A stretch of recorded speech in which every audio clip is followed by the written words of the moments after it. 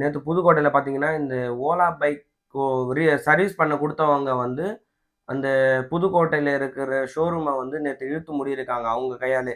எதனால் இது நடந்திருக்குன்னு பார்த்தீங்கன்னா, அவங்க 10 நாளைக்கு முன்னாடியே போய் வண்டி விட்டுருக்காங்க. அந்த வண்டியை அவங்க சர்வீஸ் பண்ணலை, இன்னும் அப்படியே நிறுத்தி வச்சிருக்காங்க. என்னடா இது அப்படின்னு ஃபோன் பண்ணி அந்த மேனேஜர்கிட்ட இல்லை அந்த ஷோரூம் மெயின்டைன் பண்ணுறவங்ககிட்ட ஃபோன் பண்ணி கேட்கும்போது, எங்களால் என்ன பண்ண முடியும், நீங்க என்ன பண்றீங்களோ பண்ணிக்கோங்க அப்படின்னு சொல்லியிருக்காங்க. அந்த ஷோரூம் போனதுக்கு அப்புறம் தான் தெரியுது அங்க இன்னும் ஒரு நூத்துக்கணக்கான வண்டி அங்க அங்க நிக்கிறது. அதுக்கப்புறம் தான் தெரிஞ்சிருக்கு. என்னடா இது, என்னதான் பண்றது அப்படின்னு பார்க்கும்போது, ஷோரூமே நாங்க இழுத்து மூடிடுவோம் இந்த மாதிரிலாம் பண்ணீங்கன்னு சொல்லும்போது, அந்த மேனேஜர் என்ன சொல்லியிருக்காங்கன்னா, நீங்க மூடினா மூடிக்கிடுங்க அப்படின்னு சொன்னோன்னே, அதனால கடுப்பான அந்த வண்டி வாங்கினவர், அதாவது 1,80,000 சம்திங் ஏதோ கொடுத்து அந்த வண்டி வாங்கியிருக்காரு, அவ்வளவு காசு கொடுத்து. அவரு அந்த முதல் வாட்டி ஒரு வாட்டி சர்வீஸ் பண்ணும்போது சரின்னு வாங்கிட்டு போயிட்டு இருக்கு. அதுக்கப்புறம் அவர் போகும்போது ஃபாரஸ்ட் ஏரியால நின்றுடுச்சான், நடுவு காட்டுல அது மாதிரி நின்னதுக்கு அப்புறம் அவரால் என்ன பண்ண முடியும், இதே பெட்ரோல் வண்டியா இருந்தா பெட்ரோல் போட்டு வந்துடலாம். பேட்டரி வண்டிக்கு எங்கேயாச்சும் போய் சார்ஜ் பண்றது எங்க போய் சர்வீஸ் பண்றது, மெக்கானிக் ஷெட்டை இது பெட்ரோல் வண்டியா இருந்துச்சுன்னா மெக்கானிக் ஷெட்ல காட்டி என்ன எதுன்னு அங்கேருந்து வண்டி எடுத்துட்டு வந்துடலாம். இந்த மாதிரி வண்டிங்களை வந்து சர்வீஸ் சென்டர் தான் கொடுத்து நம்ம சர்வீஸ் பண்ணோம். அந்த சர்வீஸே சரியில்லைன்னா என்ன பண்றது. அதனால புதுக்கோட்டையில நேற்று அவங்க என்ன பண்ணாங்கன்னா, அந்த ஷோரூமே இழுத்து மூடி கடுப்புல ஷோரூமே இழுத்து மூடிட்டாங்க. இது என்ன, ஏன் இப்படி நடந்திருக்கு, இல்ல இங்க மட்டும் தான் இந்த மாதிரி நடந்திருக்கா, நிறைய இடத்துல இந்த மாதிரி நடந்திருக்கான்னு ஃபுல் டீடைல்ஸ் பார்க்கலாம் இந்த வீடியோல பார்க்கலாம். ஓலாவோட ஓனர் பார்த்தீங்கன்னா பவிஷ் அகர்வால். அவர் வந்து 2010 அங்கித் பாட்டியோட வந்து ஓலா கேப்ஸ்னு ஒன்று ஸ்டார்ட் பண்ணாரு. ஓலா கேப்ஸ்னா அது கார். அதாவது ஸ்டார்டிங் வந்து இந்த ஓலா இ பைக் கிடையாது, ஸ்டார்டிங்கே வேற. ஆமா, அதுக்கப்புறம் தான் இதுல வந்திருக்காரு. ஆமா, ஓலா கேப், ஓலா ஆட்டோ, இந்த மாதிரி வந்து ஒரு ஆண்ட்ராய்ட் போன்ல, ஐபோன்ல அதுலலாம் ஒரு ஆப் மூலியமா ஈஸியா மக்கள் வந்து டிராவல் பண்ணலாம் லோ காஸ்ட்ல. அதனால வந்து அதை ஓட்டுனாங்க பாத்தீங்களா, அவங்க ரொம்ப பயன்படுத்தாங்க. அவங்களுக்கு 1 லட்சம். அதாவது பவிஷ் அகர்வால் அவருக்கு லாபமும் இல்லையோ, அது ஓட்டுனவங்களுக்கு லாபம். ஓட்டுனவங்களுக்கு ரொம்ப லாபம். மாசம் 1 லட்சம். அது நம்ம அப்புறம் பேசலாம், அவருக்கு லாபம் இல்லையான்றது அப்புறம் பேசலாம். இப்படி ரொம்ப சக்சஸ்ஃபுல்லா போயிருந்த இவரோட பிஸ்னஸ், அதாவது இந்த ஓலா டாக்ஸி, ஓலா ஆட்டோ, இது மூலியமா நிறைய பேர் பயனடைஞ்சாங்க, நிறைய பேசப்பட்டது. ரொம்ப பீக் லெவல்லையும் போனார் இவர். இதுக்கப்புறம் தான் என்ன பண்ணாருன்னா அவரு, சரி நாமளும் ஒரு பைக் மாதிரி ஒன்று வெளியே விடலான்னு இவி பைக் வெளியே விடலாம், அதாவது ஓலா இவி பைக் வெளியே விடலாம் அப்படின்னு. அதாவது இந்த சொல்றாங்க இல்லையா, இந்த மாசுபடுது வண்டியால, புகையினால இது காரணமா இந்த எலக்ட்ரிக் பைக்கை கொண்டு வரலான்ற ஒரு ஆப்ஷனுக்காக ஓலா எலக்ட்ரிக் பைக் ஒன்றுன்னு கொண்டு வந்தாங்க. இந்த ஓலா எலக்ட்ரிக் பைக்கு தயாரிக்கிற கம்பெனி பேர் வந்து Ola electric mobility limited company. இதோட வந்து ஹெட் குவார்ட்டர்ஸ் வந்து இது பெங்களூர்ல இருக்கு. நம்ம தமிழ்நாட்டில் பார்த்தீங்கன்னா இது கிருஷ்ணகிரியில பிளான்ட் இருக்கு, அதாவது செய்யற இடம். இதனால நிறைய பேருக்கு வேலை வாய்ப்பும் கிடையாது. நான் சொல்றது வந்து ஆரம்ப கட்டத்துல இந்த மாதிரி ஃபர்ஸ்ட் வந்து ஓலா பைக்னா ரொம்ப பேசப்பட்டது. ஓலாவா நீங்க ஓலா வச்சிருக்கீங்களா, அந்த அளவுக்கு ஓலா அந்த மாதிரி சொல்ல வரல. அந்த மாதிரி பைக்லாம் நிறைய பேர் யூஸ் பண்ண ஆரம்பிச்சாங்க. ஆமா, நல்லாவும் இருந்துச்சு, அந்த ஓட்டுறதுக்கு ஸ்மூத்னஸ் இருந்துச்சு, நல்லா அந்த சாஃப்ட்வேர் அப்டேட் அதெல்லாம் கொடுத்துட்டு இருந்தாங்க, ரொம்ப நல்லாவே இருந்துச்சு. இப்பதான் அவங்களுக்கு ஏதோ ஒரு 7.5 பிடிச்ச மாதிரி ஒரு ஆரம்பிச்சிருக்கு. 2017 பாத்தீங்கன்னா எலக்ட்ரிக் பைக்னா அது ஏத்தர் தான். ஆமா, ஆனா அவங்க வந்து பிரைஸ் கோட்டிங் வந்து பாத்தீங்கன்னா 1,75,000, 1,75,000 தமிழ். ஆனா நம்ம ஓலா வந்து பாத்தீங்கன்னா 3 வேரியன்ட் விட்டாங்க. S1, S1 Air, S1 X, S1 Pro.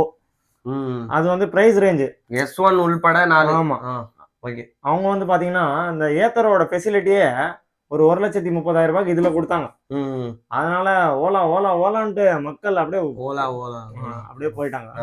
அது பின்னாடியே போயிட்டாங்க. அப்புறம் இப்போ இந்த பைக்கோட ப்ராப்ளம்ஸ் என்னன்னு பாத்தீங்கன்னா, ஹப்பு சவுண்டு, அப்புறம் வந்து பிரேக் சரியா பிடிக்கிறதில்ல, பிரேக் சென்சார் யூஸ் ஆகல, வண்டி ஸ்டார்ட் ஆகிறதுக்கு ட்ரபிள் ஆகுறது, இந்த மாதிரி விஷயங்கள். இப்போ இவர் சொன்ன மாதிரி இந்த மாதிரி நிறைய வேரியண்டா இருக்குதுங்களா பாத்தீங்களா. இப்போ நம்ம ஸ்ப்ளெண்டர்னு எடுத்தீங்கன்னா இந்த மாடல் இருக்கும், இந்த மாடலோட பார்ட்ஸ் கிடைக்கும், அதை வச்சு ரெடி பண்ணிடலாம். இந்த சர்வீஸ் சென்டர்ல வந்து இந்த மாடலுக்கான பார்ட்ஸ் சரியா கிடைக்கல. அதனால அவங்க அது டிலே ஆகுது. அது பொருளை வர வைக்கிறதுக்கு முக்கியமா பாத்தீங்கன்னா இந்த வண்டியோட முன்னாடி அந்த இது இருக்கும் பாத்தீங்களா, அந்த ரிம், அதாவது அந்த ஃப்ரண்ட் டயர் அது தனியா உடஞ்சி வீற மாதிரியும், ஒரு ஸ்பீட் பிரேக், அதாவது ஒரு ஸ்பீடா நீங்க சொல்லலாம், இந்த மாதிரி பைக் எல்லாம் ரொம்ப மெதுவா ஓட்டினா லைஃப் வரும், ஒன்றும் ஆகாது அப்படின்னு சொல்லலாம். ஆனா வந்து 54 வயசு கிழவர் ஒருத்தர் இந்த வண்டி ஓட்டுறாரு. அவரோட ஃப்ரண்ட் டயர் அந்த மாதிரி உடைஞ்சு போறது எப்படி அது? அவரால அந்த 30 கிலோமீட்டர் ஸ்பீடுக்கு மேலே போக முடியாது. இவர் வண்டி டேமேஜ் ஆகுதுன்னா அது எப்படி? அப்போ அந்த அளவுக்கு பில்டு குவாலிட்டி கம்மியா இருக்கு. பில்டு குவாலிட்டியும் கம்மியா இருக்குது. ஆரம்பத்துல இருந்தே அதை பத்தி ரொம்ப இப்போ ஆரம்பத்துல அந்த ஓலா வண்டி என்ன ஒரு பயம் இருந்துச்சுன்னா, பேட்டரி வந்து வெடிஞ்சிரும், வெயில்ல நிக்க வச்சா வெடிஞ்சிரும், அப்புறம் வந்து பேட்டரி சூடாச்சுன்னா வெடிஞ்சிரும். இந்த இஷ்யூ மட்டும் தான் இருந்துச்சு. இப்போ போக போக வண்டியோட மொத்த பார்ட்ஸ்லயும் ப்ராப்ளம் இருக்கு. அந்த பார்ட்ஸுக்கான சொல்யூஷனுக்காக நம்ம சர்வீஸ் சென்டர் போனா கூட சரியான ரெஸ்பான்ஸ் யாரும் பண்றது இல்ல அப்படின்னு தான் ஒரு தகவல் வெளியே வந்துட்டு இருக்கு. இப்போ அவ்வளோ காசு கொடுத்து வாங்க, இப்போ 1,20,000 30,000 கம்மி காசு கிடையாது. ஒரு பேசிக் ஓலா இவி பைக் வாங்கினாலும் இவ்வளவு காசு ஆகுது. அந்த காசு அவங்க எதுக்காக அது வாங்குறாங்கன்னா, சரி நம்மளுக்கு யூஸ்ஃபுல்லா இருக்கும், டெய்லி லைஃப் யூஸ்ஃபுல்லா இருக்கும். காலையில எழுந்து ஒருத்தன் ஒரு வண்டி எடுக்கிறான், அந்த அந்த ஓலா வண்டி எடுக்கிறான்னா வேலைக்கு சார்ஜ் போட்டு வச்சிருப்பான். ஒருத்தர் ட்வீட் பண்ணியிருந்தாரு, இந்த மாதிரி காலையில் நான் நைட் ஃபுல்லாக நான் சார்ஜ் போட்டு வச்சிருந்தேன், காலையில இருந்து பைக் எடுக்கும்போது அதில் சார்ஜ் இல்லை அப்படின்னு காட்டுது. இதனால என்னோட ஒரு நாள் வேலையும் போயிடுச்சு, என்னோட சம்பளமும் போயிடுச்சு. டேய் அது சொல்லு, அந்த ஓலா வண்டி எடுத்துன்னு பெட்ரோல் பங்க் ஓ அதுவா? நம்மளால ஒருத்தர் பேட்டரி வண்டி எடுத்துன்னு பெட்ரோல் பங்க் போய்க்கிறாரு.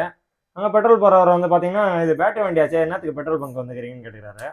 கண்டிப்பா ஒரு காமெடி இருக்கு இதுல, என்னன்றது பாருங்க. அவர் என்ன சொல்லிக்கிறாரு, நான் வண்டிக்கு பெட்ரோல் போட வரல, வேற வண்டிக்கும் பெட்ரோல் வாங்க வரல, என் வண்டியை கொளுத்துறதுக்காக தான் நான் பெட்ரோல் வாங்க வந்துக்கிறேன்னு சொல்லிக்கிறேன். இப்போ காசு கொடுத்து வாங்கின ஒரு வண்டியே அவர் எரிக்கிற மனநிலைமைக்கு வந்திருக்காருன்னா அவர் எந்த அளவுக்கு அதுல பாதிக்கப்பட்டிருப்பாருன்னு பாருங்க.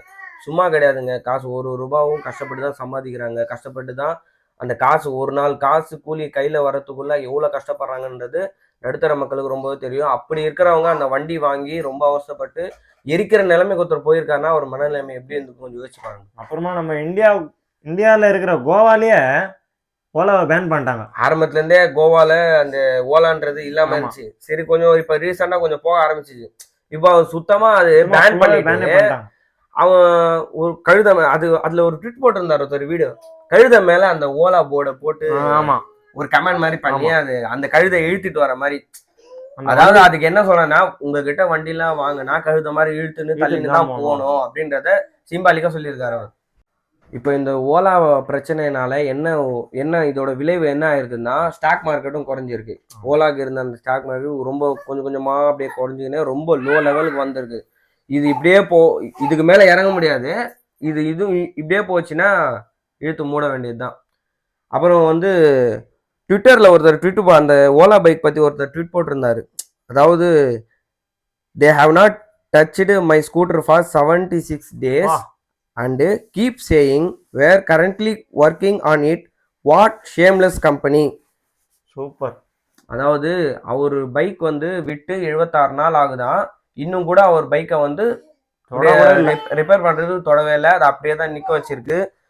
என்ன ஒரு அவமான கெட்ட கம்பெனி அப்படின்றத அந்த கம்பெனி பத்தி சொல்லியிருக்காரு. ஒரு ட்விட்டர்ல பொது தளத்துல ஒருத்தர் இந்த ஸ்கூட்டர் பத்தி அவருக்கு நடந்த ஒரு விஷயத்த பத்தி பேசியிருக்காரு. ஸோ இது மூலயமா நாங்கள் சொல்றது என்னன்னா, எலக்ட்ரிக் பைக்கே வாங்க வேணாம்னு சொல்லவே இல்லை. எலக்ட்ரிக் பைக் வாங்குங்க. அது நல்லா இருக்குதா நல்லா இல்லையா எப்படிப்பட்டதுன்றது முதல்ல பொறுமையா யோசிச்சு, நம்ம பேசிக்கா ஒரு 10,000 ரூபாய் ஒரு ஃபோன் நம்ம வாங்குறோம்னு வச்சுங்களேன், அந்த 10,000 ரூபாய் ஃபோனுக்காக எத்தனை வீடியோ நம்ம யூடியூப்ல பார்ப்போம், எத்தனை பேர் போட்டிருக்கு. இவர் போடுறது கரெக்டா இருக்கும், இவர் போடுறது கரெக்டா இருக்கும், இவரது பாருங்க அப்படின்னு நம்ம எத்தனை பேருக்கு வீடியோ பார்த்து ஒரு 10,000 ரூபாய் ஃபோனுக்கே அப்படி வாங்கணும்னா 10 மடங்கு லட்சக்கணக்கில் வாங்குற நம்ம வண்டி எந்த அளவுக்கு நம்ம ரெஸ்பான்சிபிலிட்டியோட யோசிச்சு பார்த்து வாங்கணுன்றத கொஞ்சம் யோசிச்சு பார்த்து வாங்குங்க. காசுன்றது வந்து மரத்துல காய்க்கல. அதே மாதிரி இந்த காசு ஒரு பிரச்சனையா இருந்தாலும் அதனால உங்களுக்கு ஏற்படுற அந்த மன அழுத்தம், அதாவது ஸ்ட்ரெஸ், இதனால வர அந்த ரொம்ப ஆபத்தான விளைவுகள், இதனால வந்து ரொம்ப பிரச்சனை வருது. அதனால இவி பைக் ரொம்ப நல்லதுதான், இல்லைன்னு சொல்லல. இவி பைக் வாங்குங்க. அக்கம் பக்கத்துல இவன் வாங்கினாங்க அவங்க வாங்கினாங்க வாங்க, நம்ம பக்கத்துல நல்லா சர்வீஸ் சென்டர் இருக்குதா, இதுக்கு சர்வீஸ் சென்டர் இருக்குதா, அதெல்லாம் மெயின் சர்வீஸ் சென்டர் தாங்க. ஒரு வண்டி நீங்க வாங்கிட்டீங்கன்னா ஃபர்ஸ்ட்ல எப்படி இருந்ததோ அது ஆரம்பம் கடைசி வரைக்கும் அப்படியே இருக்கும்லாம் சொல்ல முடியாது. அதை ரிப்பேர் பண்ணி தான் ஆகணும். நீங்க அப்படியே அந்த வண்டியை வச்சுப்பேன், நான் இந்த விலைக்கு வாங்கினேன், நான் டெய்லி சார்ஜ் போடுறேன், அந்த வண்டி எந்த கோளாறும் ஆகாதுன்னு நினைச்சு நீங்க அந்த மாதிரி நினைச்சுலாம் நீங்க வாங்கவே வாங்காதீங்க. சர்வீஸ் சென்டர் இருக்குதா, அங்கே சர்வீஸ் கரெக்டாக பண்ணுறாங்களா, அதெல்லாம் முழுசாக தெரிஞ்சுக்கிட்டு அதுக்கப்புறம் வாங்குங்க. ஓலா இப்படி ஆகும்னு கண்டிப்பாக நாங்களும் நினைக்கல, யாரும் நினைக்கல. ரீசெண்டாக நிறைய பிரச்சனை போயிருக்கு இந்த மாதிரி. ஸ்டாக் மார்க்கெட்டில் காசு போட்டவங்களாம் கதறான். ஆமாம், 50 ரூபா கிட்ட இருந்தது, 30 ரூபா, 34 ரூபா கிட்ட வந்திருக்கு. அந்த அளவுக்கு ரொம்ப லாஸ் தான், ரொம்ப அவசரப்படுறாங்க. அதனால கொஞ்சம் யோசிச்சு புரிஞ்சு வாங்குங்க. இந்த வீடியோ உங்களுக்கு பிடிச்சிருந்துச்சுன்னா லைக் பண்ணுங்க, ஷேர் பண்ணுங்க, மறக்காம நம்ம சேனல்ல சப்ஸ்கிரைப் பண்ணுங்க. அதாவது ட்ரெண்டிங் ஸ்டுடியோ தமிழ் சேனலை சப்ஸ்கிரைப் பண்ணிங்க. தேங்க்யூ.